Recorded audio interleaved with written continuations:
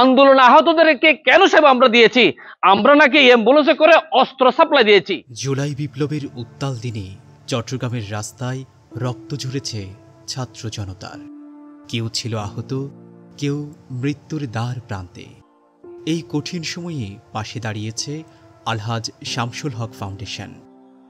আন্দোলনে আটকে পড়া প্রবাসীদের নিরাপদে পৌঁছে দেওয়া থেকে শুরু করে আহতদের ফ্রি অ্যাম্বুলেন্স সেবার মাধ্যমে হাসপাতালে ভর্তি করেছে অগণিত ছাত্র জনতাকে। শুধু ভর্তি করিয়েই আমরা থেমে যাইনি, দিয়েছি জরুরি চিকিৎসা সেবা ও প্রয়োজনীয় ঔষধপত্র, যেন একটাও প্রাণ আর হারিয়ে না যায়।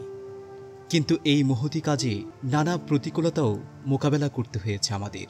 অ্যাম্বুলেন্স দিয়ে যখন আহত ভাইদেরকে আমরা পৌঁছে দিচ্ছিলাম, আমরা দেখিনি দল মত ধর্ম বর্ণ লিঙ্গ কি দেখিনি, উঠিয়ে নিয়ে তাকে আমরা হসপিটাল পৌঁছে দিয়েছি। আন্দোলনে আহতদেরকে কেন সেবা আমরা দিয়েছি? আমরা নাকি অ্যাম্বুলেন্সে করে অস্ত্র সাপ্লাই দিয়েছি। কত জঘন্য মিথ্যা হইতে পারে!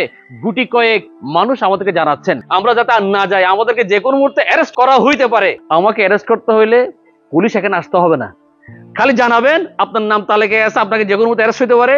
স্বেচ্ছায় কারাবরণের জন্য প্রস্তুত আছি। এই অ্যাম্বুলেন্স আল্লাহ ফাউন্ডেশনের অ্যাম্বুলেন্স সেবা, মাঠে আছি, মাঠে ছিলাম, আমরা মাঠেই থাকবো। কিন্তু আমরা থেমে যাইনি।